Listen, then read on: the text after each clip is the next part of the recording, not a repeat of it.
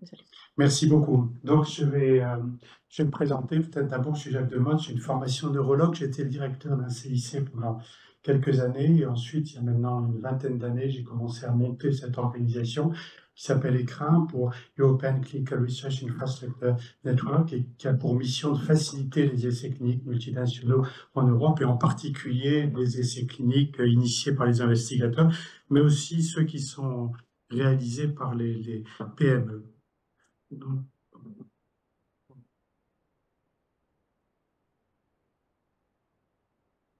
non, et je pourrais le faire bouger. Ah, voilà. Donc, juste, ça c'est juste une diapositive pour vous rappeler qu'il y a trois acteurs principaux dans un essai clinique, les patients qui sont en bas, les investigateurs qui sont au centre et les promoteurs. Et vous pouvez voir tout de suite qu'il y a une asymétrie, il y a une certaine asymétrie un petit peu comparable avec ce qu'on a dans l'industrie du cinéma, où dans le cinéma d'auteur, finalement, ce qui importe, ce sont les réalisateurs, qui sont aussi ceux qui écrivent le scénario et qui vont chercher un promoteur qui a des poches pleines de sous et qui va pouvoir les soutenir. C'est un peu ce qui se passe dans la recherche académique. Et puis, en revanche, quand on a affaire à une compagnie, à des industriels, c'est eux qui décident de quel essai clinique décide du financement, décide de qui doit être l'investigateur principal. Et vous pouvez voir que la chaise est vide parce qu'il peut être viré à tout moment et remplacé par un autre. Donc on a un petit peu la même asymétrie dans les essais cliniques. J'ai essayé, voilà. Et une deuxième chose importante, c'est qu'ils ont des rôles tout à fait spécifiés, c'est-à-dire que euh, les investigateurs sont ici ont pour mission, dans un premier temps, de recruter, d'informer et de recueillir le consentement. Et ensuite, une fois que les patients ont consenti, ils collectent les données de l'essai clinique, les données de vigilance et les transmettent au promoteur. Et le promoteur en Europe, il est unique. Ça, c'est une chose importante que vous savez probablement, mais ça change beaucoup de choses. Et quand on voit ce qui a été fait par l'OMS, par exemple, au moment de la crise Covid, où ils ont envoyé une lettre à chaque ministère de la Santé de chaque État membre pour leur dire portez-vous promoteur d'un essai clinique qui s'appelle Solidarity et qui va être réalisé dans tout un pays. C'est pas passé en Europe, évidemment, parce qu'on ne pouvait pas avoir un promoteur par pays. C'était une méconnaissance du système européen. Les, le promoteur a un certain nombre de responsabilités, et en particulier, c'est lui qui doit interagir avec les autorités compétentes, avec les comités d'éthique, ce qui n'était pas le cas en France au moment de la loi Evreux, où c'était les investigateurs qui interagissaient avec les comités d'éthique. C'est eux qui s'occupent effectivement de vigilance, du monitorage, c'est-à-dire non seulement du contrôle qualité des données, mais aussi de la compliance des investigateurs par rapport au protocole, le traitement de données, et puis les problèmes en particulier de protection de données. Donc ça, c'est des choses que les promoteurs académiques savent faire dans leur pays, qui ne savent pas vraiment faire dans les autres pays. C'est pour ça qu'une organisation comme ECRIN existe, parce que nous, on relaye justement ces tâches du promoteur dans les pays qui ne sont pas le pays du promoteur. Alors juste une petite remarque aussi sur le développement et la maturation des systèmes de recherche clinique. Il y a plusieurs types de supports et qui sont parfois confondus. C'est pour ça qu'il faut un petit peu le clarifier en fonction des historiques et aussi des responsabilités des différents acteurs dans les différents pays. La première chose, c'est le support aux investigateurs. Hein, et donc, le support aux investigateurs, en fait, il prend deux aspects. Le premier, c'est le support au niveau du site. Et c'est vrai qu'il y a, bon, en France, c'est ce qu'on appelle les CIC, les centres d'investigation clinique, hein, qui devraient normalement être uniquement pilotés par les hôpitaux. En France, historiquement, c'est l'INSERM qui a fait une demande pour pouvoir accéder à des sites hospitaliers pour faire des études plutôt de physiopathologie. Et donc, du coup, l'INSERM s'est impliqué dans ces CIC. Mais logiquement, c'est vraiment une mission hospitalière, c'est de mettre en place des sites pour soutenir les investigateurs dans des essais académiques comme dans des essais industriels. Et ensuite, il y a les réseaux. Ça, c'est très important. Les réseaux, eux, ils sont spécifiques d'une maladie. C'est même pas une spécialité. Si on veut avoir un bon réseau, il faut qu'il travaille sur une seule maladie. C'est-à-dire, on met ensemble tous les investigateurs qui sont intéressés par la problématique, disons, de la maladie de Parkinson, une relation auriculaire, et donc ils sont capables à la fois de s'engager auprès de promoteurs, soit industriels, soit académiques, pour recruter des patients dans un essai où ils n'ont pas été initiateurs, mais aussi ils ont la capacité de poser des questions scientifiques et de prendre part à l'établissement du protocole, et donc être à la source des Investigator-Initiated Clinical Trials, les essais initiés par les investigateurs. Donc ça, c'est le support aux investigateurs, qui peut être structuré de manière très différente d'un pays à l'autre. Deuxième élément, c'est le support aux promoteurs dans les tâches de management. Donc ça s'applique surtout pour les promoteurs académiques, mais aussi pour les PME, parce que les PME elles souffrent un petit peu du même manque de capacité à agir en tant que promoteur unique dans d'autres pays en Europe. Et donc ça, c'est assuré en général par ce qu'on appelle des clinical trial units. Alors en France, il y a des choses qui ressemblent à ça, qui sont les UOC parisiennes, qui ont pour mission finalement de prendre part au design, à la méthodologie, au plan statistique, au recueil des données, au traitement de données, mais aussi aux obtentions des autorisations éthiques, réglementaires, le monitorage, la vigilance, et puis à la fin, l'analyse biostatistique. Donc ces structures se trouvent en général dans les universités. En Allemagne, ça s'appelle un KKS. Il faut avoir en tête qu'en Allemagne, c'est des universités qui se portent promoteurs des essais cliniques. Et comme ils ne savent pas trop bien gérer ça, ils créent ce qu'on appelle un KKS, et ces KKS assurent ces fonctions-là. En Angleterre, ça s'appelle CTU, Clinical Trial Units. Voilà. Et à côté de ça, les CTU peuvent se mettre sous forme de réseau, et les partenaires nationaux de ECRIN sont précisément des réseaux de CTU. Donc en Allemagne, c'est le réseau de KKS, il y a des réseaux de CTU en Suisse, en Espagne, en Italie, etc. Et puis la troisième question qui est très importante pour assurer la maturité du système de recherche clinique, c'est que tout ça, c'est très beau de mettre en place tout un tas de structures, mais s'il n'y a pas de sous pour financer des essais cliniques, en particulier des essais cliniques initiés par les investigateurs, bah, ça ne sert à rien, quoi. Donc il faut qu'il y ait effectivement du financement public, alors qu'il peut venir soit du ministère de la Santé, soit du ministère de l'Innovation et de l'Économie, soit du ministère de la Recherche. Donc les objectifs diffèrent un petit peu, et selon les objectifs, on a plutôt des financements pour une innovation académique, c'est-à-dire fabriquer de nouveaux produits de santé, des thérapies cellulaires, des thérapies tissulaires, soit faire du repositionnement, soit faire des études d'efficacité comparée, ou des études pour optimiser l'usage de produits qui sont déjà sur le marché et qui sont explorés dans le cadre de leur indication. Donc ça, c'est essentiel, c'est-à-dire qu'on voit très bien que les pays qui n'ont pas cet élément-là, les pays qui n'ont pas ce financement public des essais cliniques académiques, ben, ils n'ont rien du tout, en fait. Voilà, donc quelques mots maintenant sur les différents éléments de l'écosystème européen. La première chose, c'est l'écosystème réglementaire. Donc vous savez qu'il y a deux règlements qui sont en cours, le règlement 536-2014 et 745-2017. Le premier pour les essais cliniques de médicaments, et le deuxième pour les essais cliniques, enfin, ce qu'on appelle intervention en Europe, parce qu'ils n'ont pas, enfin, ça a été fait par des gens qui ne connaissaient pas très bien le métier, et ils ont appelé ça des investigations cliniques, enfin bon, des essais cliniques de dispositifs médicaux. Ce qu'il faut savoir, c'est que quand il y a des produits de santé, comme les traités européens couvrent les biens, les produits, eh bien, on a des règlements. Mais quand on fait des essais cliniques dans lesquels il n'y a pas de produits de santé, des interventions procédurales, ou vous comparez de techniques chirurgicales ou de techniques de psychothérapie, il n'y a pas de produits de santé, mais à ce moment-là, on ne tombe pas sous le coup des directives européennes, et donc ils vont être régis par les lois nationales. Donc, quand vous faites ça, vous vous retrouvez dans des situations qui sont plus compliquées, parce que vous avez à obtenir une autorisation éthique, voire réglementaire en Italie, en Allemagne, etc. Ce n'est pas toujours très très simple.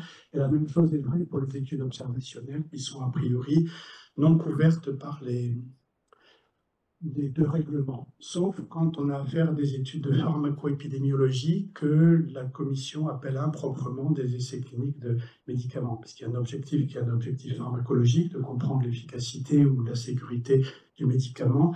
Ils considèrent qu'à partir du moment où il y a une procédure invasive, qu'ils appellent improprement une intervention, à partir du moment où vous faites une prise de sang, eh bien, ça va être considéré comme essai clinique de médicaments, et donc vous avez à soumettre au CITIS, etc. Donc c'est très compliqué.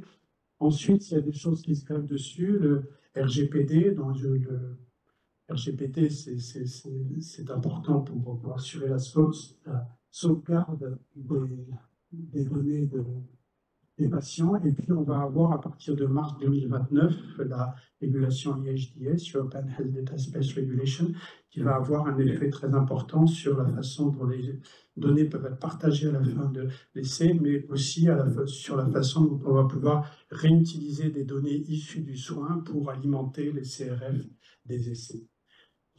Voilà. Et juste pour vous dire que la Commission, après avoir dit on ne veut pas changer le règlement 536-2014, il est parfait, etc., ça y est, ils ont cassé et ils disent maintenant, bon, écoutez, on veut prendre votre avis, qu'est-ce qu'il faut changer pour améliorer la situation, parce qu'ils se rendent bien compte que ce règlement, qui a mis quand même 8 ans pour être mis en application, puisqu'il a été adopté en 2014, il est entré en force en février 2022, il y a un certain nombre de choses qui ne vont pas et qu'il y aura dans les années qui viennent un amendement. Alors, quels sont les... Oui, juste mentionne en haut, on a mis en place une base de données réglementaire et éthique qui s'appelle RED, vous pouvez y accéder, et en principe, là, vous trouvez, alors pas pour tout, pas pour tout le pays, mais enfin, en gros, vous pouvez trouver quelles sont les attentes des autorités réglementaires et des comités d'éthique pour obtenir une autorisation de mise sur le marché, pour obtenir une autorisation d'essai clinique, pas une autorisation de mise sur le marché. Ensuite, il y a quelques petites questions qui se posent. La première, c'est que dans le règlement de 2014, il y a une disposition pour les essais à faible risque, low intervention. Voilà. Mais en fait, comme ils ont mal découpé les catégories, ils ont mis ensemble les essais d'efficacité comparée, c'est-à-dire des essais qui étudient des produits de santé dans le cadre de leur indication, ou des essais de repositionnement. Donc évidemment, on ne pouvait pas avoir des choses très allégées pour la première catégorie si on la met dans le même groupe que la seconde catégorie. Et donc du coup, des essais, si vous voulez comparer par exemple 2 doses d'aspirine dans les migraines aux États-Unis ou au Japon, c'est ce qu'on appelle un non-IND ou un non-chicken, c'est-à-dire ce sont des essais qui ne sont pas supervisés par les autorités compétentes, ni par la FDA aux États-Unis, ni par le PMDA au Japon. Mais en Europe, on ne peut pas faire ça parce que en Europe, on a cette contrainte-là. Donc, on est quand même obligé, même si on compare 2 doses d'aspirine dans les maux de tête, eh ben, on est quand même obligé de passer par le CTIS, etc., ce qui est absolument ridicule. Donc ça, on essaie de marteler à la commission qu'il faut changer les choses, mais ils comprennent vite, mais il faut leur expliquer très longtemps. Voilà. La deuxième chose qui est importante, c'est effectivement cette notion de promoteur unique, qui est une promotion qui est embarrassante. Alors, c'était le cas avec la directive de 2001. Maintenant, avec le règlement 536, on a encore la notion de promoteur unique, mais il peut être accompagné de copromoteur.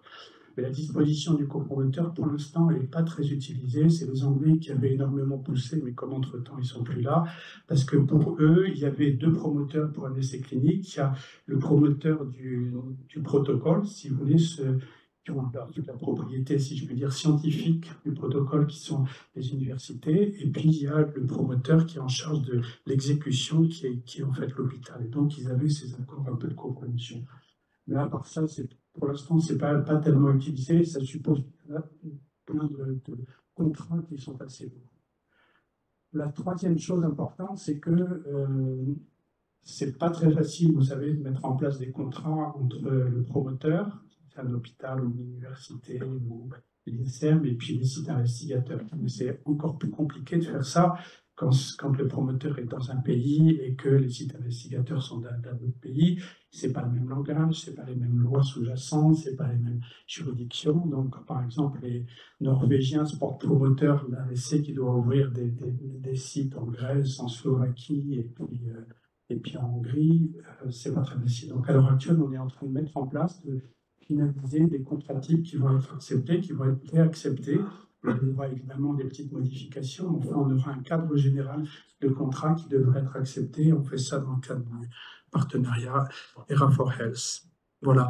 Et ensuite, une autre grande difficulté sur le plan réglementaire, c'est que le CETIS, qui est donc le site sur lequel on envoie les demandes d'autorisation pour un essai clinique, le CETIS ne sait pas gérer deux amendements de manière simultanée. Donc, quand on fait des essais de type plateforme, où il y a des amendements multiples, on se retrouve coincé. Donc, ils nous disent, ah, mais vous avez qu'à déclarer chaque bras comme un essai à part, etc. Enfin, le système n'est pas très efficace, on va dire. Voilà.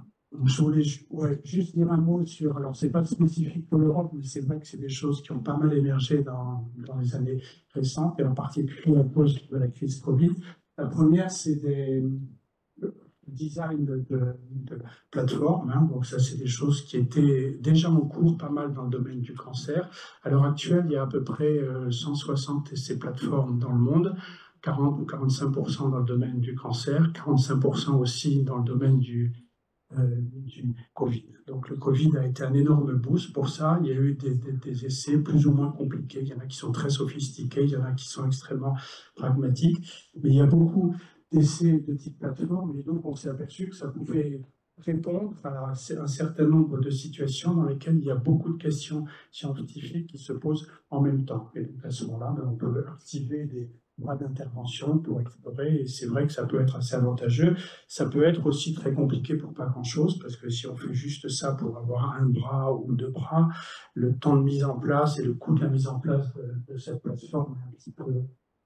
Nous, on a mis en place une boîte à outils pour les essais plateformes. Les tweaks, c'est aussi un concept assez intéressant. Les tweaks, c'est qu'on utilise des cohortes ou des registres comme réservoirs de patients potentiels. Donc, vous avez une cohorte de patients, on va dire des diabétiques de type 2, et puis à un moment, vous voulez faire un essai parce qu'il y a un nouveau produit, vous voulez comparer le produit, etc., etc.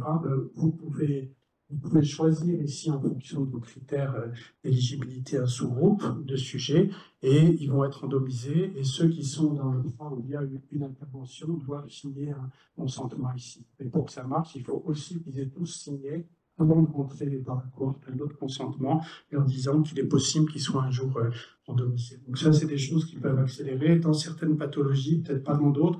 En particulier, il y a des gens qui pensent qu'on peut faciliter les essais cliniques de maladies infectieuses avec ça. C'est pas évident parce que ça marche mieux sur une maladie chronique que sur une maladie aiguë, quoi. Si vos patients ils rentrent dans la cohorte et ils sortent une semaine après, vous n'avez pas de stock à utiliser. Voilà. Et les essais décentralisés aussi, c'est une chose assez importante parce qu'on a de plus en plus d'outils digitaux pour collecter des données, pour collecter aussi le consentement éclairé, pour envoyer les médicaments à la maison.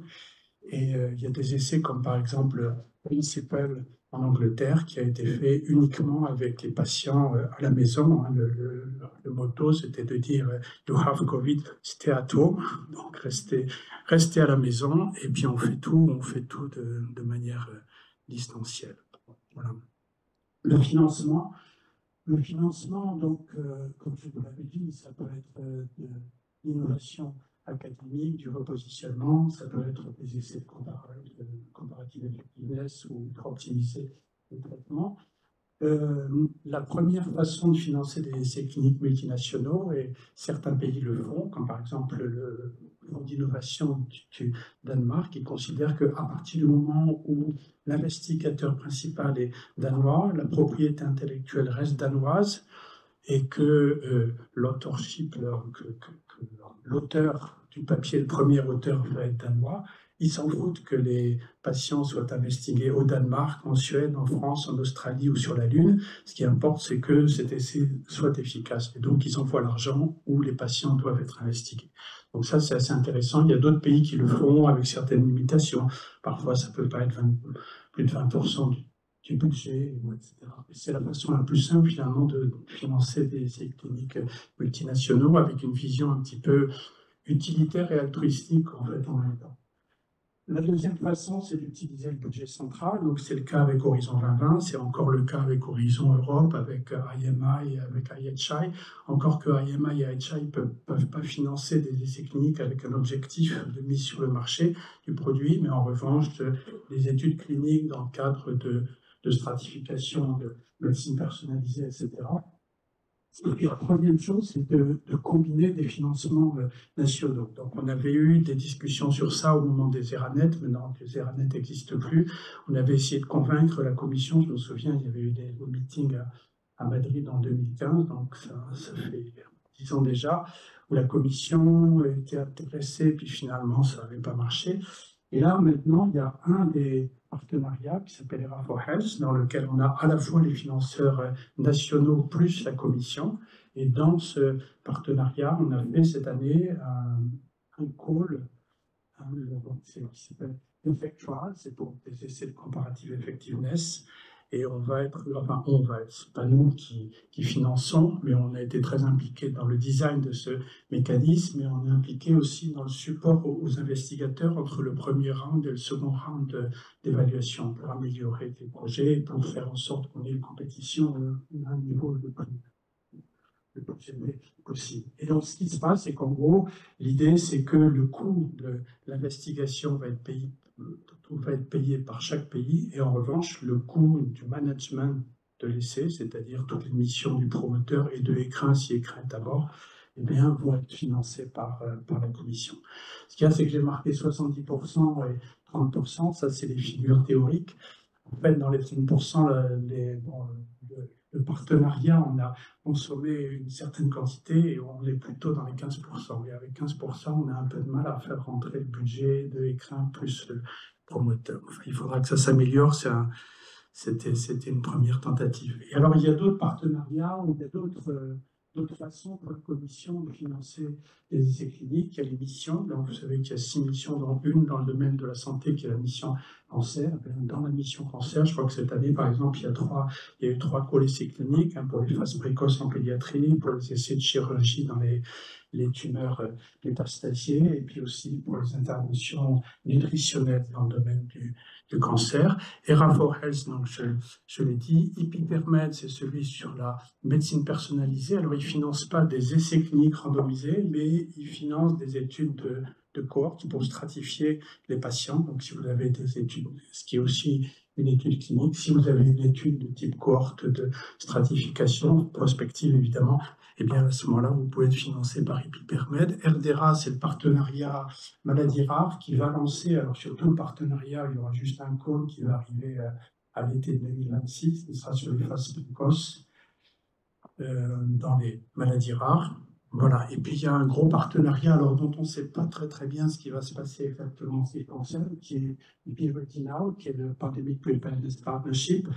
Et eux, ce qu'ils veulent faire, il y a dans cet énorme projet, il y a un Work Package numéro 12, où ils veulent mettre en place des réseaux d'investigateurs qui vont être continuellement chauds ou tièdes. Alors, est-ce que chaud, ça peut vouloir dire plein de choses. Ça peut vouloir dire un essai de type plateforme. Ça coûte très cher et il faut qu'il y ait suffisamment de questions à poser, parce que si on doit arrêter au bout de 2 ans cet essai, parce qu'il n'y a plus de questions, ce n'est pas tellement intéressant. La deuxième chose qu'on peut faire pour les essais chauds, c'est de faire des tweaks, comme je vous l'ai montré, des trial within cohort. Mais ça marche bien pour le diabète de type 2, ça marche beaucoup moins bien pour les septicémies. Au bout d'une semaine, les gens, soit ils sont plus hospitalisés, soit ils sont morts. Donc, c'est pas une très bonne technique. Ou alors, une troisième solution, c'est juste de structurer des réseaux d'investigateurs, les faire travailler sur des essais quand il y a des essais, mais qu'ils aient tout un tas de procédures communes et d'outils communs pour être certain que le jour où se présente une pandémie, ils seront prêts à se mettre en route. Donc ça, c'est des choses qu'on ne sait pas très bien. Et en plus, on ne travaille pas tout seul. C'est-à-dire que, évidemment, la commission qui s'est fait un peu secouée quand la crise Covid est arrivée. Maintenant, elle va pouvoir contrôler tout ça. Donc, ils ont mis en place ce qu'ils appellent le HERA, le Health Emergency Response Authority, où la Commission travaille avec les États membres, avec les ministères de la Santé des États membres, dans lequel il y a le Clinical Trial Coordination Mechanism, qui prend des décisions sur quel réseau financer, quelles études financer, etc. Et il y a une structure qui s'appelle le GIP, le Group for Identification and Prioritization, qui lui a pour mission de dire quel bras est-ce qu'il faut faire. Voilà. Et ça, c'est des choses que la Commission est en train de mettre en place et qui sont en train de écraser ce qui avait été fait avant au moment de la crise Covid, c'est-à-dire un projet qui s'appelle COMET, qui est un projet de coordination de tous les grands essais plateformes sur le Covid, dans lequel il y avait un mécanisme très similaire au GIP, qui s'appelait le JAM, le Joint Access Advisory Mechanism, et qui était là pour être le point de contact pour les industriels ou les académiques qui avaient des bras d'intervention, pour les sélectionner et pour les distribuer entre les différents essais. Donc, tout ça, le COMET continue, mais va fusionner avec PIOID, et le JAM, on a arrêté son activité, c'est nous qui étions en charge. On a arrêté son activité parce qu'on trouvait que ça faisait doublon avec ce qui est mis en place. Voilà, et je pense que j'ai fini. J'avais juste une diapo pour dire ce que c'est qu'ECRAM. Enfin, ECRAM, vous connaissez, ou si vous ne connaissez pas, c'est que ça ne vous intéresse pas, donc je vais arrêter. Merci beaucoup. Voilà. Ça dépend ce qu'il y a au menu. C'est la question. Oui, Sarah et Lindsay. Et est-ce que tu peux... Il y a la présentation des Hélène que je viens de t'envoyer sur Teams. Et alors, juste pour information, nous serons deux personnes des RA for Health et des Be Ready à la salle. Natalia et Martine. Attends.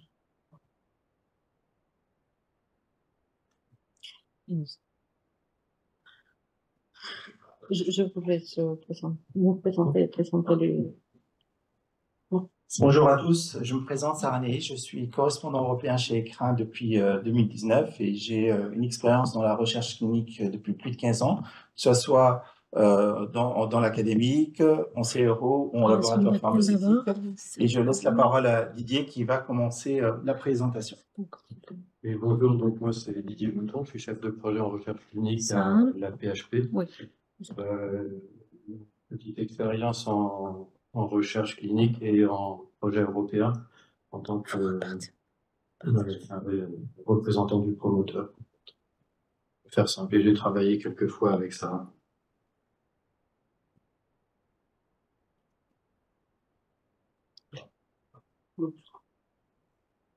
Donc dans la suite de ce qu'a présenté Jacques, on va se pencher sur des aspects pratiques des projets collaboratifs qui impliquent les études cliniques dans le cadre de projets européens.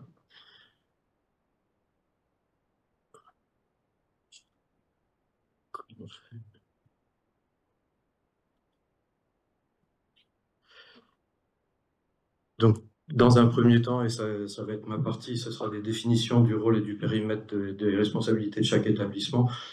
Ce sera quand même globalement un survol. Pour rentrer dans les détails, il faudrait avoir plus de temps et on se reverra sans doute à une autre occasion. Donc, dans un premier temps, quelques définitions pour être certain qu'on parle tous bien de la même chose. Donc, en chef de file, vous avez le coordonnateur qui va être le partenaire responsable de la coordination. C'est la clé de voûte du projet, c'est le point de contact avec l'UE. En général, c'est le responsable du Work Package Management, mais c'est pas systématique. Et on peut avoir avec lui l'investigateur coordonnateur de l'ensemble du projet. Viennent ensuite les partenaires ou bénéficiaires, qui sont des entités qui sont membres du consortium du projet.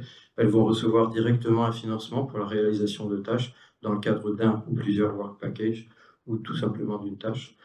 Avec ensuite des entités affiliées qui vont être des entités liées à un partenaire. Elles ne sont pas signataires du contrat de financement, mais peuvent recevoir un financement direct de la part de l'UE.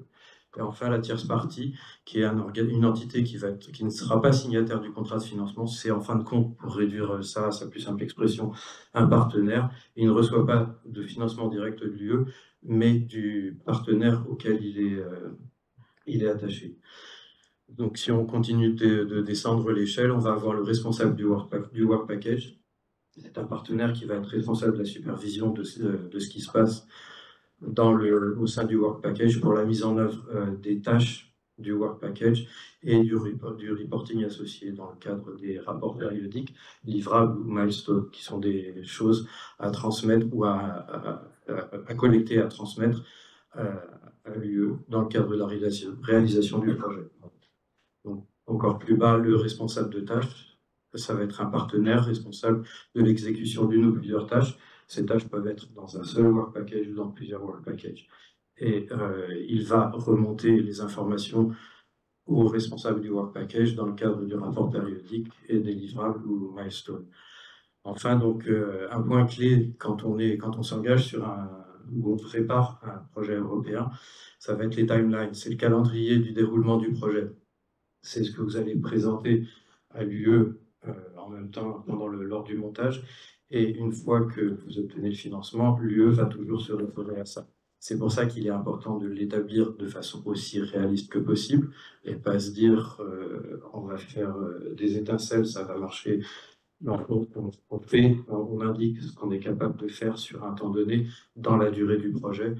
Et par la suite, il faut essayer de s'y conformer autant que possible, limiter les déviations ou avoir des bonnes raisons pour les faire, parce que c'est à cette échelle-là que vous allez être jugé par l'Union européenne.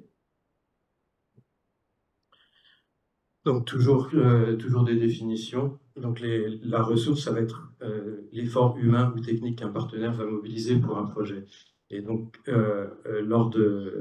on a besoin de cette ressource lors du montage du projet, parce que monter un projet, ça prend du temps. Enfin, ceux qui ont fait parmi vous savent ce que ça représente. C'est beaucoup de travail sur une période assez courte, mais aussi il faut bien être quand on participe au montage d'un projet, il faut être certain d'être disponible aussi après, lors de l'exécution du projet. Donc le promoteur, Jacques en a un peu parlé, c'est le partenaire ou l'entité qui va être responsable de l'obtention des autorisations pour l'étude clinique, peu importe le type d'étude dont on parle, de la supervision du bon déroulement de celle-ci jusqu'à leur fin, et après, s'entend s'il y a des données, des échantillons à transférer, etc. Sous la responsabilité de ce promoteur, on va avoir le responsable de vigilance, selon les cas, selon le type d'étude que vous faites, c'est le partenaire ou l'entité qui sera chargée de la vigilance, c'est-à-dire de la sécurité des patients pendant la durée de la ou des études, si vous en avez plusieurs. Donc, si vous avez une étude purement observationnelle, on est bien d'accord que ce point ne se présente pas. Responsable du data management, il va être responsable de la collecte des données, de la gestion de ces données, éventuellement responsable du transfert de ces données en direction des partenaires qui doivent les recevoir dans le cadre du montage. Il va donc éventuellement être responsable du circuit des données, ce qui définit comment les données vont circuler entre les partenaires. Ça peut être aussi bien des données qui sont collectées pendant l'étude, mais des données rétrospectives. Et ce circuit des données, c'est quelque chose à anticiper lors du montage de manière aussi précise que possible. Je sais bien qu'on ne peut pas toujours vraiment être avec une granularité trop fine, mais ça implique, Jacques en a parlé, des contrats de transfert de données, et donc il faut y penser avant pour pouvoir le faire après. Enfin, on va avoir les circuits logistiques. C'est ce qui définit, selon le cas, donc la circulation aussi bien des patients au niveau des centres où les essais se font, que des traitements ou des dispositifs médicaux si l'étude porte dessus, et des échantillons qui vont être prélevés chez ces patients. Donc là encore, pour savoir comment ça va circuler et prévoir les contrats qui vont avec, il faut l'envisager, l'anticiper de manière aussi détaillée que possible lors du montage du projet, ainsi que les contrats qui vont avec. Donc on arrive à la fin et on va arriver, bon, les contrats, on en a déjà parlé, mais là, on va les voir vraiment. Donc c'est un passage incontournable d'un projet et ça porte sur différents points. Donc le plus gros, le principal, ça va être le Consortium Agreement. Et c'est le contrat qui est passé entre tous les partenaires. C'est ce qui va définir comment le consortium fonctionne, qui fait quoi. Vous allez y trouver en fait, le résumé du projet, l'action, les work packages, la définition des work packages, etc. Et ce pour toute la durée du projet. Vient ensuite le Grant Agreement, deuxième plus important, ou premier, ça dépend de qui en parle, mais grosso modo, c'est les sous. Vous avez un impératif, il doit être signé dans les 3 mois qui suivent la notification du budget. Et donc ça précise en fin de compte les conditions d'utilisation de la subvention et ça peut être variable en fonction du type de call auquel vous répondez. Maintenant, les contrats vraiment pratico-pratiques, ceux qui concernent les études. Donc, vous allez avoir le Site Agreement, qui est le contrat entre le promoteur et un ou plusieurs sites où s'effectue la recherche. Le DTA, Data Transfer Agreement, c'est le contrat qui va encadrer le transfert des données entre les membres du consortium, qu'elles soient issues, comme j'en ai parlé tout à l'heure, qu'elles soient issues de la recherche clinique, ou de données rétrospectives que quelqu'un a et veut transférer à un autre pour l'accomplissement d'une tâche. Le MTA, Material Transfer Agreement, c'est le contrat qui va encadrer le transfert des échantillons biologiques collectés dans le cadre de l'étude. En fin de compte, ça peut aussi être une biocollection. En général, il y a toujours une composante donnée de type âge, poids, taille du patient. Enfin, le DPA, Data Processing Agreement, donc ça va être le contrat qui va être passé entre les responsables du traitement. Donc là, on rentre dans c'est des termes qui sont associés au RGPD. Le responsable du traitement et un sous-traitant, et ça va encadrer le traitement des données. Le plus suivant, ça va être entre 2 partenaires dans le cadre d'un projet européen, mais ça peut être un sous-traitant externe, tierce partie. Donc, une chose vraiment importante dont il faut être conscient, j'ai eu le souci à un moment donné, c'est que le contrat de consortium, le CA, ne dispense pas des autres contrats. En général, tous les aspects qui sont couverts dans ces 3 contrats ne sont soit pas abordés, soit simplement survolés. Et donc, vous devez faire ces contrats. Et c'est pour ça qu'il faut les anticiper. Jacques en avait déjà parlé, mais je le répète, ça peut être long à signer en raison de différences de législation entre les pays, même s'il y a un socle commun qui est les RGPD. Et donc, c'est quelque chose à anticiper autant que possible, même si on ne peut pas commencer à travailler sur ces aspects-là tant qu'on ne sait pas si on est financé. Donc, sur le projet européen, en fin de compte, c'est un grand projet collaboratif. Et donc, vous allez avoir, quand vous le montez, et ensuite, quand vous le réalisez, une fois que vous savez que vous êtes financé, il y a une importante interdépendance des acteurs et des actions à mener à bien pour une tâche ou un work package de manière plus globale entre les partenaires. Et pour ça, donc, il va falloir que les choses se passent bien, que ça communique bien, fluide, etc. C'est aussi bien voir qu'un projet européen, c'est un projet qui est rythmé. Vous avez une durée définie, vous avez des timelines qui ont été définies, et donc vous avez quelque chose de très cadencé depuis le montage, avec les différentes phases du call, jusqu'à la fin de l'exécution du projet, sur tous les aspects, qu'ils soient financiers, administratifs, juridiques, mais et scientifiques ou communication. Donc, il est clair que pour démarrer un projet de manière efficace, il va falloir anticiper dès le montage. Sur les interlocuteurs, ils vont être nombreux et il va falloir pouvoir définir dès le départ, dès le montage, aussi précisément que possible. Ce sera affiné plus tard, mais dès cette étape-là, savoir qui fait quoi et bien identifier les pôles, les services qui peuvent vous aider aussi bien pour le montage que pour la réalisation. Établir aussi dès le montage, avec une granularité plus fine, une fois que vous savez que vous êtes financé, mais la liste des contacts, le plus tôt possible, savoir qui fait quoi, pas se contenter de termes généraux, genre bah, c'est la PHP ou c'est l'écran qui fait. Non, c'est il va faire quel service, va faire quelle tâche dans le cadre du projet. Et ça permet de... Donc, oui, pour la suite. Donc, les responsabilités, donc, autant que faire se peut, ça paraît idiot dit comme ça, mais éviter le chevauchement et la dispersion des responsabilités, il manque un mot, entre les partenaires. Le truc, c'est ce que j'appelle éviter l'effet volleyball. Je vous fais un dessin. Là, vous êtes avec tous vos équipiers, la balle arrive, elle tombe au milieu, et tout le monde se dit que c'est l'autre qui va la prendre. Ça arrive, clairement. Donc, bien découper les tâches et bien savoir qui va les faire. C'est vraiment très important. Et la communication, elle doit être dans le montage, parce que c'est quand même assez chaud, mais aussi pendant l'exécution, elle doit être fluide et rapide. Le coup du mail que vous recevez, et j'ai pas le temps, je vous répondrai plus tard. Si vous y répondez 15 jours, 3 semaines plus tard, il y a d'autres personnes qui attendent une réaction, une action de votre part. 3 semaines, vous pouvez perdre 2-3 mois sur les timelines. Donc vraiment très important, répondre, ou en tout cas dire qu'on va s'en occuper, et autant que faire se peut, savoir quand.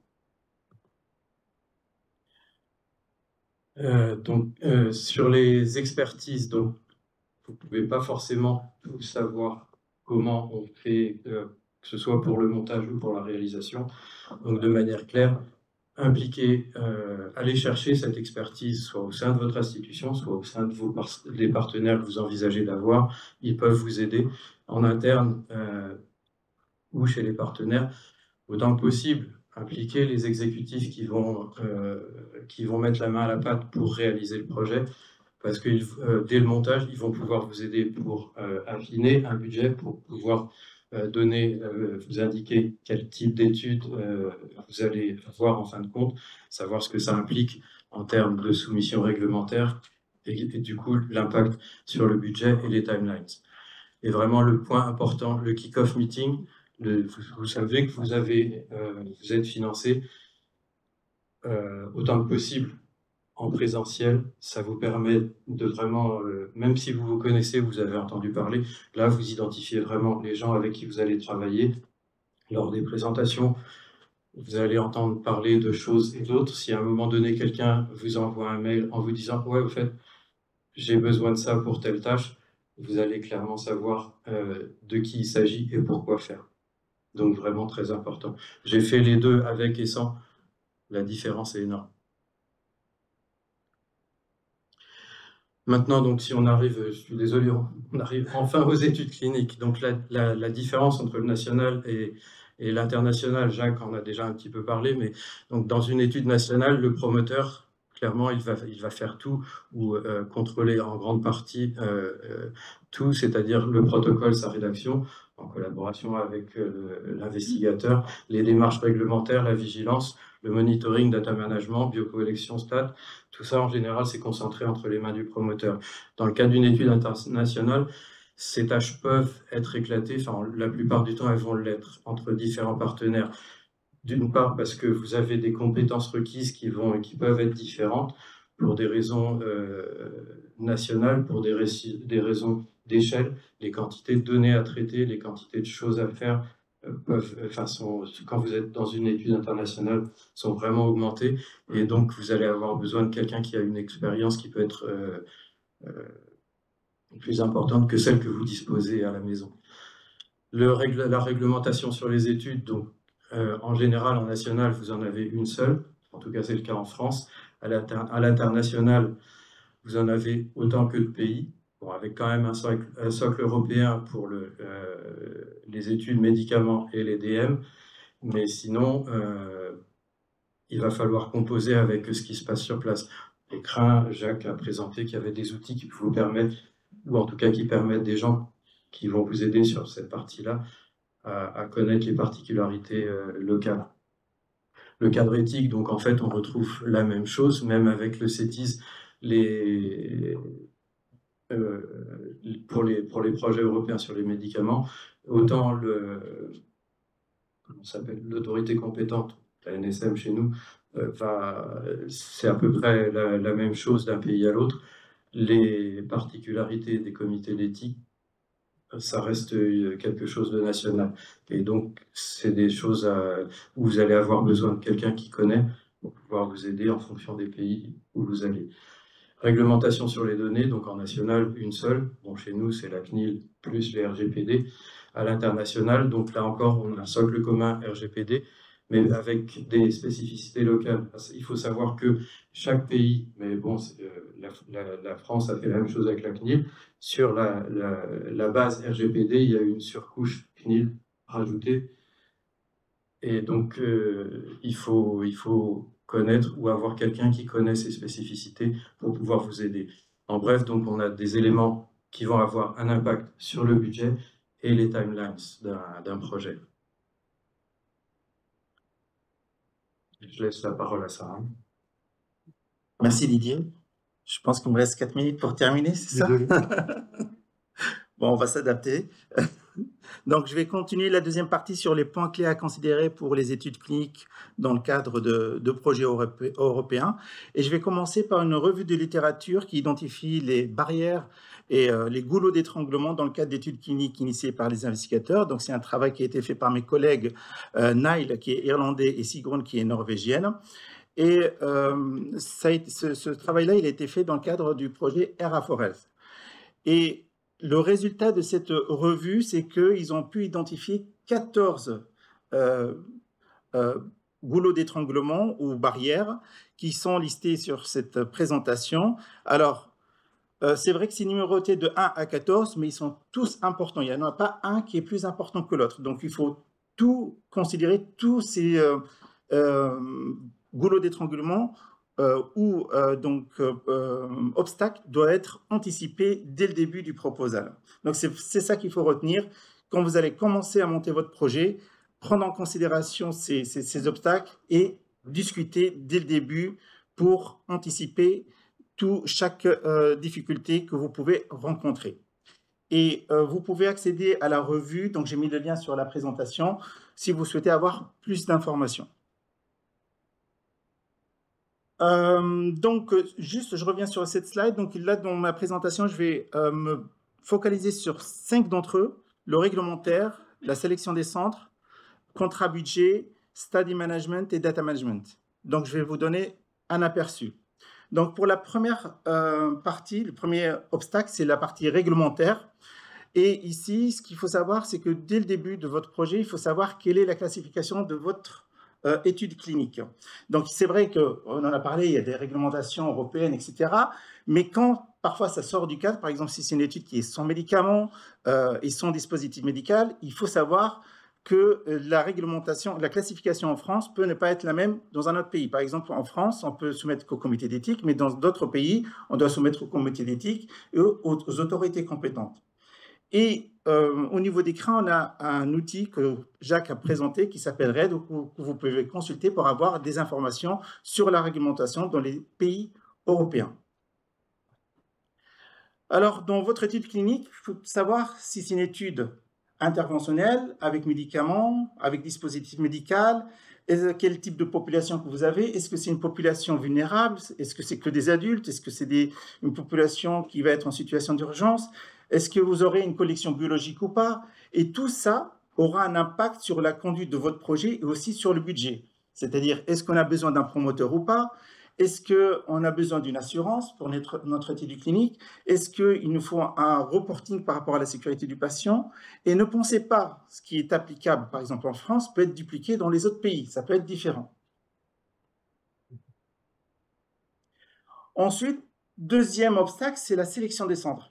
Donc, quand vous commencez à monter votre projet, il faut savoir quel est le nombre de centres que vous allez avoir. C'est très important, c'est comme pour une étude clinique au niveau national. C'est important parce que si vous dites, voilà, je vais avoir dans tel pays, je vais avoir 2 centres, mais que finalement la capacité du centre, c'est de 5 patients, que vous en avez besoin de 40, ça va être difficile. Donc, soit vous devez trouver un autre centre, soit vous devez trouver une autre solution. Donc, du coup, c'est important de savoir combien de centres vous aurez et la capacité d'inclusion pour chaque centre. Et l'idéal, c'est d'avoir une étude de faisabilité dès le début de votre proposal. Ça fait bien, ça montre que vous avez travaillé, que vous avez sélectionné vos centres et que vous êtes prêt dès que le projet il est financé. C'est idéal. Donc, du coup, c'est important que dans votre projet, vous savez combien il y aura de pays et dans chaque pays, combien il y aura de centres, parce que tout ça aussi, ça aura un impact sur le budget. Le budget pour 2 centres n'est pas le même que le budget pour 5 centres. Donc, il faut, dès le départ, anticiper et savoir combien de centres vous aurez par pays.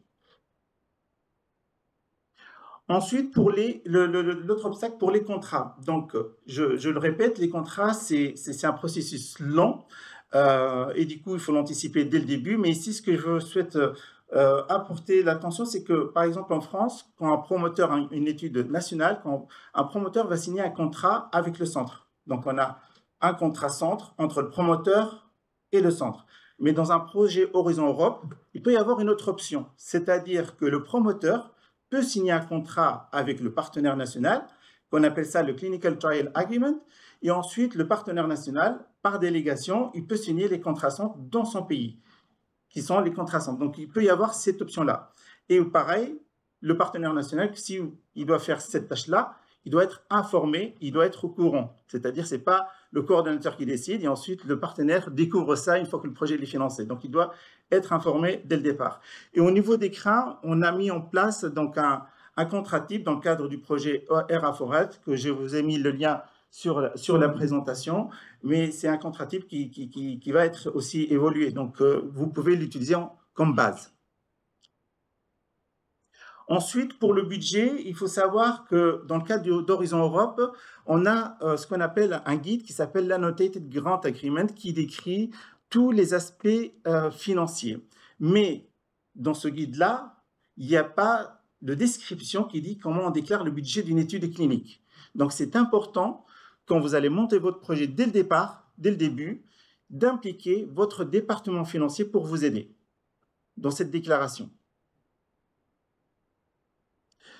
Pour le study management, donc, je pense que c'était abordé par Didier. Donc, du coup, ici, ce qu'il faut retenir, c'est que c'est vrai qu'il y a de la communication. Il faut qu'il y ait une communication qui doit être en continu, d'une manière efficiente. Il faut savoir qui fait quoi.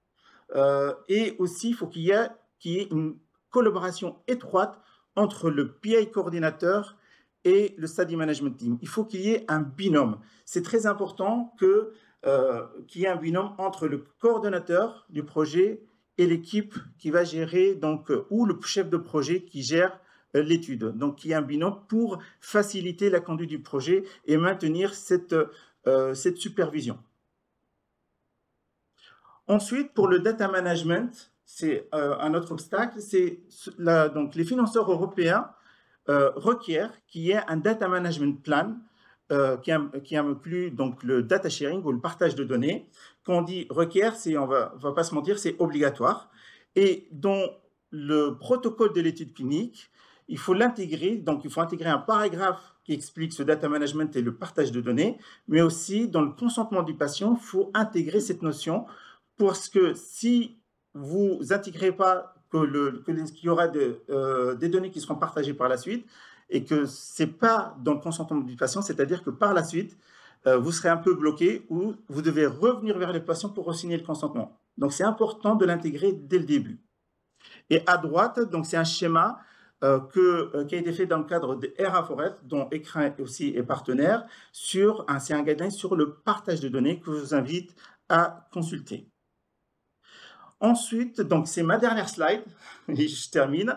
Donc le message à retenir, c'est premièrement, donc se relayer sur votre institution. Donc vous devez avoir un appui et consulter votre institution, consulter les experts qui sont disponibles.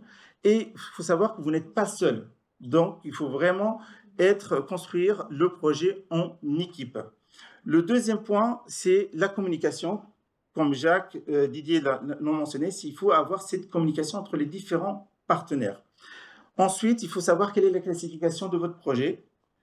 confirmer donc l'implication de vos centres dans l'étude clinique, identifier les goulets d'étranglement et obstacles et anticiper et mettre des mesures en place par rapport à ça. Et à la fin, dernier point, c'est quand vous allez démarrer votre projet, soyez ambitieux, mais réaliste. Je vous remercie.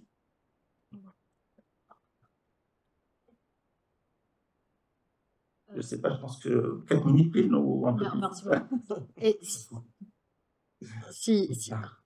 vous avez une petite question, vous pouvez la poser. Il y a quelqu'un, oui, Eleonore, essayez de prendre la parole. Non, elle a juste applaudi. Ah, elle applaudit. Ouais. Ah, bravo. Ah, voilà. Et je vais prendre la présentation d'Hélène, si tu peux commencer. C'est pas une question, c'est un commentaire. On a déjà travaillé avec Écran, avec Sarah, et vraiment, c'est pas une promotion payée ici, mais c'était génial. Toutes ces questions, toutes ces problématiques, toutes ces choses ont vraiment prendre en compte avec les essais cliniques, c'était à la merveille. Oui, n'hésitez pas de revenir dans votre. Merci. Merci. Alors, je profite simplement pour signaler la présence de notre équipe PCN juridique et financier. Ils sont là pour s'appuyer aux sociétés. Et Je vous dis, est-ce qu'on va avoir des présentations? oui, bien sûr. Bien sûr. Allez, il nous sort. Merci. Martine Betou, Agence nationale de la recherche, je suis la représentante des RAFOREF. Et je voulais aussi mentionner qu'Écran a fait un énorme travail sur le regroupement de différents techniques que vous pouvez retrouver sur notre site web des RAFOREF. Voilà. Nous avons ensuite Hélène qui va nous parler de tout ça par son expérience, à travers son expérience pour un projet tout récent, Morpheus. Merci Hélène. Merci de l'invitation. Donc, je suis Hélène Fortin-Prunier. Je suis European Project Manager au CHU de Brest depuis bientôt 2 ans et j'ai travaillé avant 17 ans au Centre d'investigation clinique de Brest. Donc, je coordonne maintenant le projet Morpheus, qui est un projet Horizon Europe dans la maladie veineuse thromboembolique. Je vais vous présenter rapidement le projet Morpheus et l'étude éther, du coup, qui fait partie du projet. Et je vais vous faire mon retour d'expérience et rejoindre en fait tout ce qui a déjà pu être dit jusque maintenant. Donc, la maladie veineuse thromboembolique, c'est un patient sur 1000, c'est donc la phlébite et l'embolie pulmonaire. C'est une maladie qui est grave, dont pas mal de patients décèdent. Il y a 2 types de MVTE. La MVTE dite provoquée, donc vous avez l'immobilisation d'un membre suite à une chirurgie par exemple, vous faites une thrombose. Et la MVTE non provoquée, il n'y a aucune cause qui permet d'expliquer pourquoi vous avez fait cette thrombose et cette embolie pulmonaire. Donc nous, c'est cette partie-là qui va nous intéresser. C'est un peu plus de la moitié des patients qui font une MVTE non provoquée. Et donc actuellement, il y a un consensus international qui dit qu'il faut anticoaguler, donc il y a des traitements efficaces, les anticoagulants. Il faut anticoaguler ces patients-là pendant 3 à 6 mois après l'épisode initial. Mais on sait que dans 35 à 40% des cas, les patients vont récidiver. Sachant que si vous continuez à anticoaguler vos patients, vous les exposez aussi à un risque de saignement. Et à l'heure actuelle, on ne sait pas identifier les patients qui sont à risque de récidive, chez qui du coup il y aurait une raison de continuer les anticoaguler, des patients qui eux ne sont pas à risque de récidive et chez qui du coup il vaudrait mieux arrêter les anticoagulants pour éviter de les exposer à ce risque de saignement qui peut lui aussi être très grave. Et donc l'objectif de notre projet, c'est d'essayer de mettre en place un score discriminant à partir de biomarqueurs cliniques, biologiques et d'imagerie qui permettrait du coup d'identifier les patients à haut risque de récidive, des patients qui du coup ne sont pas du tout à risque de récidive.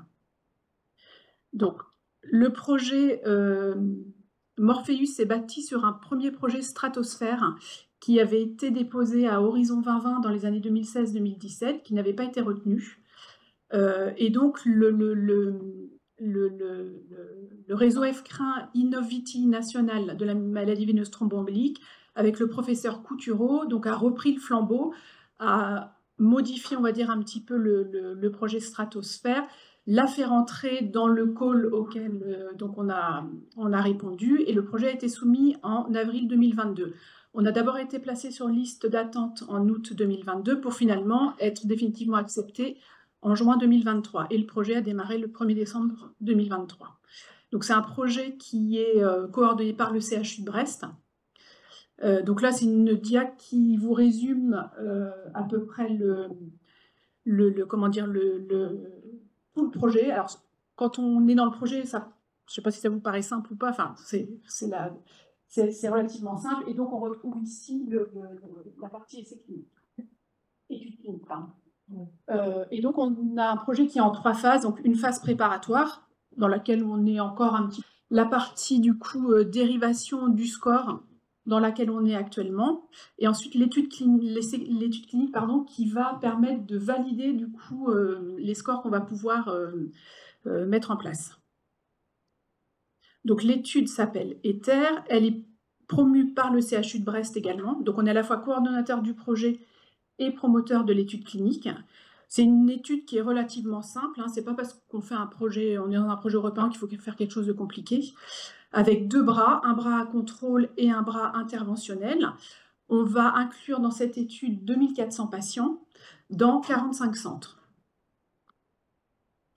Alors, petite particularité de l'étude, c'est qu'on a un design en step wedge avec une randomisation en cluster. Donc en fait, ce ne sont pas les patients qui vont être randomisés, ça va être les centres. Et on a démarré une première phase de l'étude qui va durer 12 mois, pendant laquelle tous les centres sont dans le bras contrôle. Et après cette période de 10 mois, on va randomiser un premier cluster de 9 centres qui va passer dans le bras interventionnel. 3 mois plus tard, un deuxième cluster de 9 centres qui va passer dans le bras interventionnel, ainsi de suite jusqu'à la fin de la période d'inclusion, où là, tous les centres seront dans le bras interventionnel. Les patients vont être suivis, donc la durée de recrutement, c'est 27 mois, et les patients vont être suivis 18 mois.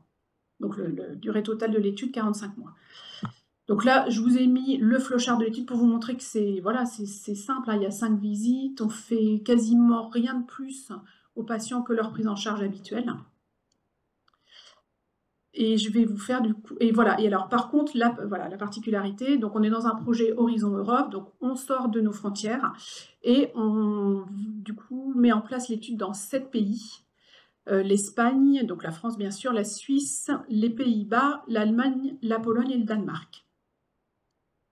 Et c'est là où, je peux dire que les choses se compliquent, mais voilà, il y a quelques petites particularités du coup du fait de sortir du territoire national. Donc, je vous fais mon retour d'expérience depuis, l'étude a démarré, on a démarré les inclusions au mois de mars.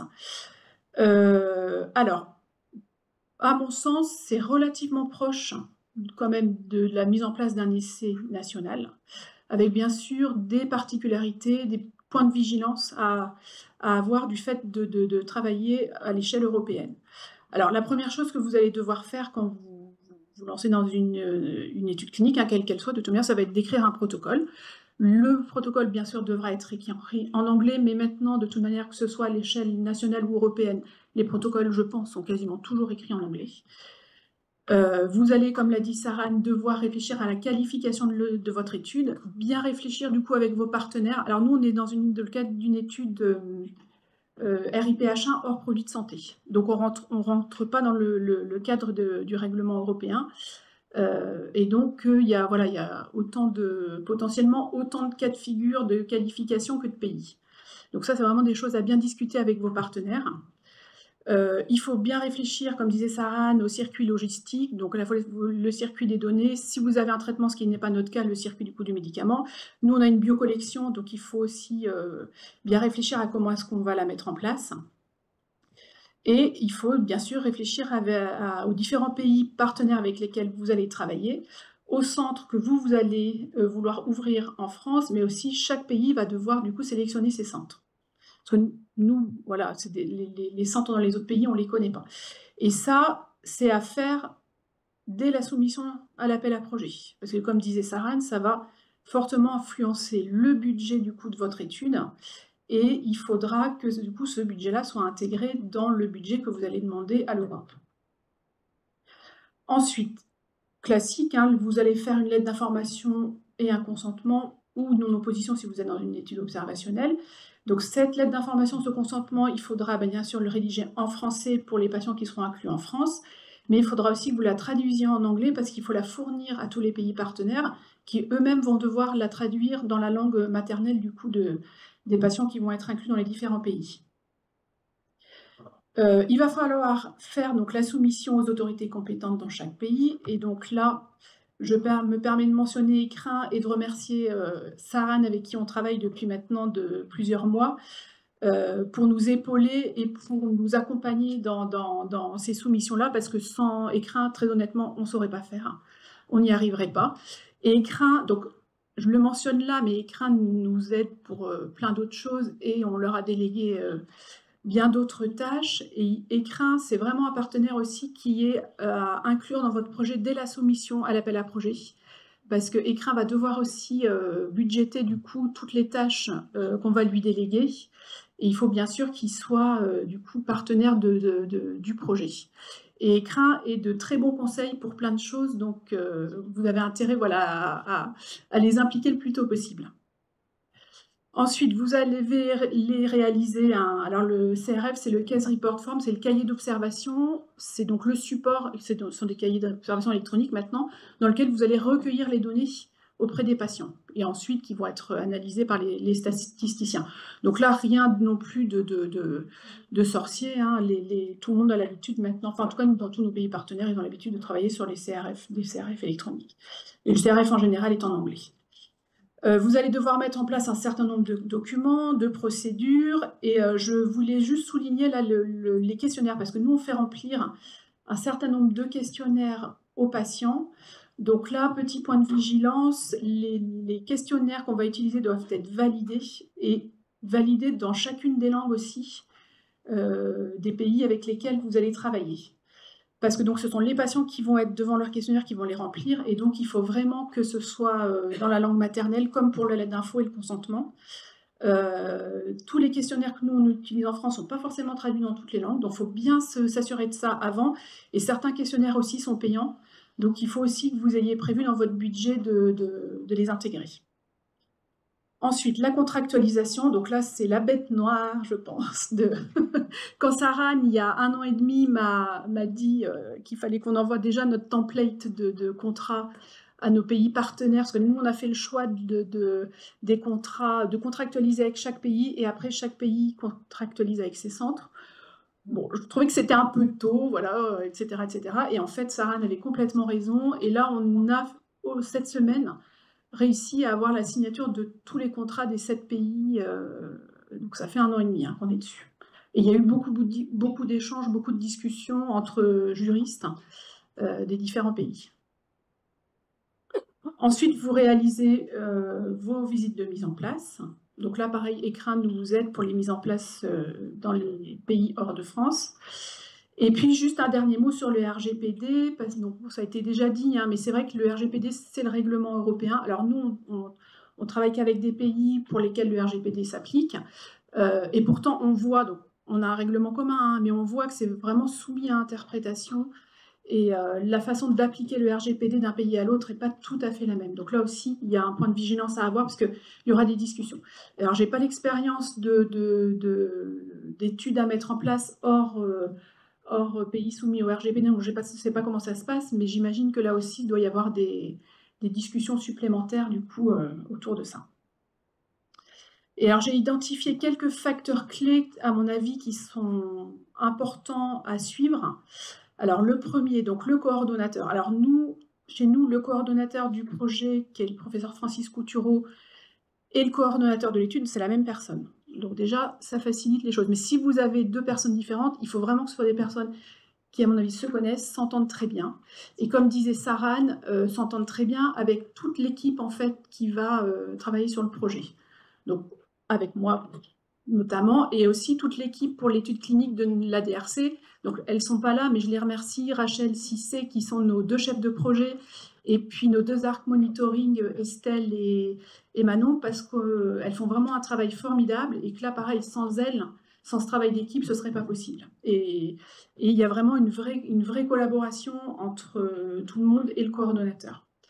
Donc, le budget, il faut aussi bien, du coup, le prévoir en amont. Il faut vraiment penser à tous les postes de dépenses de votre étude et bien l'intégrer à votre budget de projet.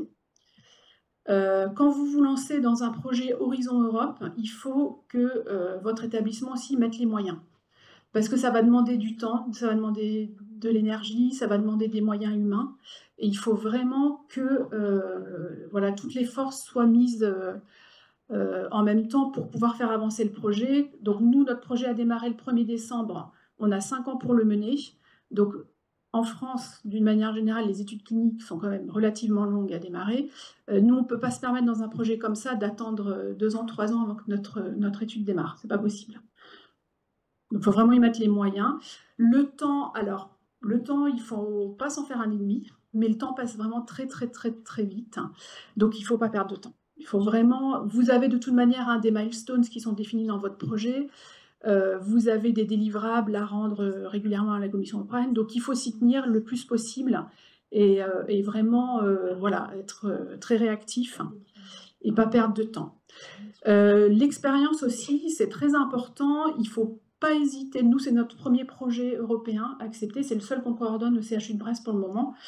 Mais il ne faut pas du coup hésiter à s'appuyer sur des personnes qui ont déjà l'expérience, dont Écrin en particulier. Et nous, on a la chance d'avoir un réseau FCRIN Innovity qui est très dynamique, où les gens s'entendent très bien. Et en fait, quand on regarde finalement les gens qui participent à notre étude clinique, ce sont tous les membres du réseau, de notre réseau FCRIN. Donc Écrin, j'en dis pas plus, hein. Tout le monde a compris. Il faut aussi bien se préparer en amont du projet, vraiment bien préparer le proposal que vous allez déposer, bien préparer votre budget. Et ce sera d'autant plus facile une fois que le projet démarre pour enchaîner du coup les différentes étapes et puis du coup le démarrage de votre étude clinique. Vos partenaires donc, de votre consortium, alors nous, tous les pays, nos centres coordonnateurs en fait sont partenaires du consortium. Donc dès le début aussi, il faut vraiment les impliquer dans le projet. Il faut que, comme ça a été dit avant, hein, que chacun sache ce qu'il a à faire, que chacun fasse son budget du coup. Il faut vraiment les impliquer et vraiment discuter avec eux et les tenir informés de l'avancée du projet. Un autre point qui est très important, ça a été dit aussi, la communication. Donc on communique beaucoup par mail, hein, mais c'est vrai que de temps en temps, une réunion, même en Teams, hein, ça fait pas de mal. Sarah nous organise des réunions mensuelles du coup avec nos partenaires dans les différents pays. Et c'est vrai que c'est des réunions des fois qui durent qu'un quart d'heure, hein, il n'y a pas forcément besoin que ce soit long, mais ça nous permet mensuellement de faire un point, voir l'état d'avancement et voir du coup éventuellement si jamais il y a des points qui n'avancent pas, voilà, sur lesquels il faut vraiment qu'on revienne et qu'on essaye de travailler. Et la dernière chose, c'est la réactivité et la disponibilité. Comme j'ai entendu tout à l'heure, hein, quand on reçoit un mail, on est questionné ou un coup de fil, on ne peut pas se permettre d'attendre 15 jours ou 3 semaines pour répondre. Il faut vraiment être disponible pour déjà parce que, voilà, moi je trouve quand on envoie des mails, on n'a pas de réponse, je trouve ça très démotivant.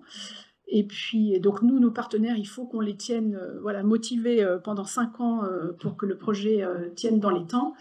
Et puis, bah voilà, on est là, ils sont là pour nous aider à mener à bien le projet, donc à nous aussi de leur rendre l'appareil et du coup d'être vraiment à leur écoute et d'être là pour répondre à toutes leurs questions. Moi, j'ai eu il y a une semaine à peu près un centre en France qui m'a appelé parce qu'ils avaient une question sur un critère d'inclusion. Le patient venait à 11h, le coup de fil était à 9h, donc je n'allais pas attendre 3 jours pour leur dire oui ou non le patient était incluable. C'est tout de suite ou pas, quoi, ou alors on ne fait pas ce genre de projet. Voilà. Et donc là, j'ai mis les différents partenaires avec lesquels on travaille. Je n'ai pas cité l'INSERM, mais on travaille bien sûr avec des laboratoires INSERM, donc l'U1304, le Jetbo, qui est situé à Brest, l'U1059 à Saint-Étienne, l'U1263 à Marseille, donc pour les analyses biologiques. On travaille avec le CIC 1412 de Brest pour toute la partie donc, investigation dans notre centre à Brest. Et c'est le CIC qui est aussi certifié CRB qui coordonne toute la collection biologique. Et puis on travaille avec le CIC 1408 de Saint-Étienne qui prend en charge toute la partie méthodologie et analyse statistique de l'étude. Et donc je profite d'aujourd'hui pour les remercier tous pour leur implication dans le projet. Voilà, je vous remercie. J'ai mis mon adresse mail là, si jamais, voilà. Je ne sais pas s'il y a des questions, mais voilà, si quelqu'un par la suite a besoin de... Oui. Merci beaucoup pour la présentation, elle est très intéressante. J'avais une question sur les centres, les organismes, les organisations qui réalisent les essais cliniques. Donc, vous avez parlé d'un partenaire par pays qui est un partenaire dans les projets. Et d'un point de vue juridique, comment vous avez impliqué dans les projets les organisations qui... Je regarde les collègues PCN parce qu'on a déjà changé sur les sujets. Est-ce qu'ils sont des sous-traitants, ils sont des entités affiliées? Comment ils sont impliqués? Alors, nous, pour les pays étrangers, ils sont bénéficiaires du consortium. Et tout ce qui, en tout cas, nous, en France, pour les centres associés, ils sont subcontracting. Et les autres pays, ils ont fait la même chose? Alors, je ne saurais pas vous dire pour les autres pays. Je ne sais pas si tu sais, Sarah, sous quelle forme c'est pour les autres pays.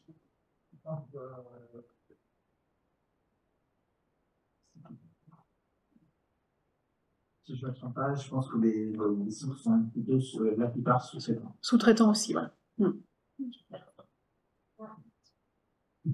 Bon, juste un point sur ça. Ce qu'on fait comme recommandation, parce que ce n'est pas toujours le cas, mais ce qu'on fait comme recommandation, c'est d'avoir un bénéficiaire par pays qui représente les investigateurs et que tous les autres sites investigateurs soient juste de contractants, ce qui permet une flexibilité. C'est-à-dire si on doit activer ou fermer un centre, c'est beaucoup plus simple que de faire un amendement. Il y a plusieurs questions. La liste?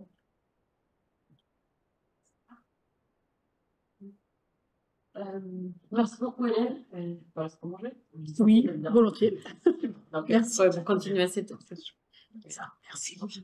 Et finalement, nous avons Catherine qui va brièvement nous parler des ressources PCN. Et alors, sachez que cette session sera mise en ligne sur les mini-sites du PCN Santé et avec d'autres ressources que Catherine a préparées.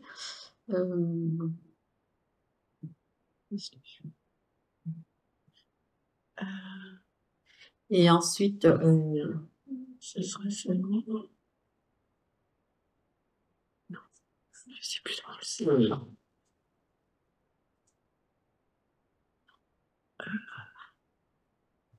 Je ne sais plus où je suis, mais sinon je peux faire ça. Donc, j'avais juste une diapo, je peux faire sans la diapo. Alors j'espère que vous n'êtes pas trop perdu, mais je pense pas. En tout cas, la session était, somme toute, très concrète. Et pour continuer un peu cette dynamique, en fait, on va mettre donc Sheila l'a dit, on va mettre en ligne sur notre mini-site, merci beaucoup, un espèce de catalogue des ressources qui ont été évoquées au fil de la réunion sur notre mini-site. Alors, j'ai remis quelques petites diapos pour ceux qui ne connaisseraient pas le site du cluster santé. Vraisemblablement, il sera dans la rubrique pour vous aider. On mettra aussi la session en replay. Alors ce catalogue en fait de ressources non exhaustif, parce que je pense qu'on va pouvoir l'alimenter au fur et à mesure avec différentes parties, des guides de bonnes pratiques, notamment, là c'est pas du tout sur la diapo, mais l'OMS édite des orientations de meilleures pratiques en matière d'essais cliniques.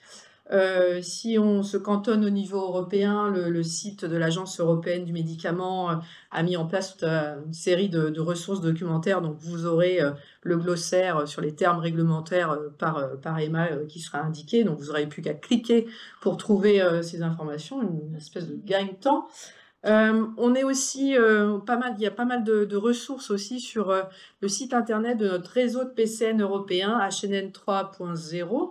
Que vous connaissez peut-être déjà, et notamment, on a édité, je sais pas, on est dedans, on a amendé, annoté, en fait, le document qui est obligatoire, qui n'est pas dit obligatoire, mais qui est obligatoire quand on a les études cliniques dans un projet Horizon Europe, le fameux information sur les études cliniques. Donc, il est annoté, il est intéressant quand on se pose des questions sur le dit document. Donc, ça aussi, ce sera dans le catalogue. Un webinaire avait été même réalisé pour expliquer ce document en tant que tel. Et on rajoutera aussi une petite rubrique, parce qu'on l'a fait aussi dans le cas de HNN 3.0, comment trouver des partenaires cliniques. Ça peut être aussi aidant.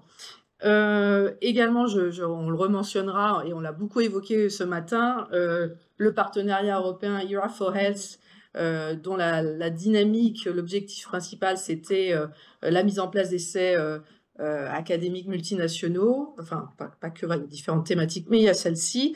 Ça a été beaucoup évoqué ce matin. Jacques l'a dit, Saran également, tout un tas de documents ont été établis pour aider à s'orienter sur le data sharing, etc., mais pas que. Vous seront remis également les éléments, et encore une fois, Jacques et Sarah l'ont mis, il y a tout un tas de toolbox que je remettrai dans le catalogue. Comme ça, vous aurez quelque chose de presque concret. Et si on se cantonne au niveau français maintenant, l'Agence nationale de sécurité du médicament a aussi des documents de référence. Ils seront remis aussi dans ce catalogue. Et puis, un site qui peut être aussi tout à fait intéressant pour vraiment les néophytes, c'est notre recherche clinique, qui vraiment, l'orientation, c'est vraiment une orientation très pédagogique et informative sur les essais cliniques. Donc, quand on n'y connaît rien ou pas grand-chose, c'est vraiment une très bonne porte d'entrée, je trouve, pour s'acculturer à qu'est-ce que ça veut dire un essai clinique, enfin la mise en place d'un essai clinique, et au plus large, enfin, une étude clinique. Je reviens juste un petit peu en arrière sur le document d'information sur les études cliniques de la Commission européenne. Vous savez, le fameux document qui permet de développer de présenter l'essai clinique qui sera dans le projet européen. C'est études cliniques au sens large, donc ça veut dire les études observationnelles, mais c'est aussi les essais cliniques. Enfin, c'est vraiment très très large. Il faut aussi l'avoir en tête. Donc, pour revenir sur notre recherche clinique, vraiment pour ceux qui n'ont pas l'habitude, mais je pense que globalement vous l'avez, mais ça fait des piqûres de rappel qui franchement ne mangent pas de pain. Et également, on a parlé tout à l'heure d'aide à aider à classifier son étude clinique. Eh bien, il y a aussi un outil que l'on trouve au GIRSI, le groupement interrégional pour la recherche clinique et l'innovation, qui a développé un outil en ligne qui vous permet, en fonction de ce que vous cochez, in fine, vous avez la classification, et ça vous sort en fait les documents réglementaires qui sont nécessaires pour mener correctement votre essai clinique ou étude clinique. Je crois que j'ai à peu près tout indiqué. On vous remettra également dans notre page, donc je pense, j'en ai discuté deux minutes avant avec Valia, que ce sera vraiment dans la rubrique pour vous aider. On remettra aussi le webinaire qu'on avait fait il y a presque 3 ans, 2 ans et demi, 3 ans, sur la mise en place d'essais cliniques dans le cadre de projets européens du cluster santé, parce que voilà, c'est pour avoir quelque chose d'assez concret. Je crois que je n'ai rien oublié. Merci beaucoup. Et évidemment, il y a beaucoup d'autres expertises qui existent dans notre groupe qui est très riche. N'hésitez pas à envoyer d'autres ressources que vous croyez importantes, que vous voulez partager à Catherine. L'idée, c'est que ces mini-sites soient un peu vivants. Avec ça,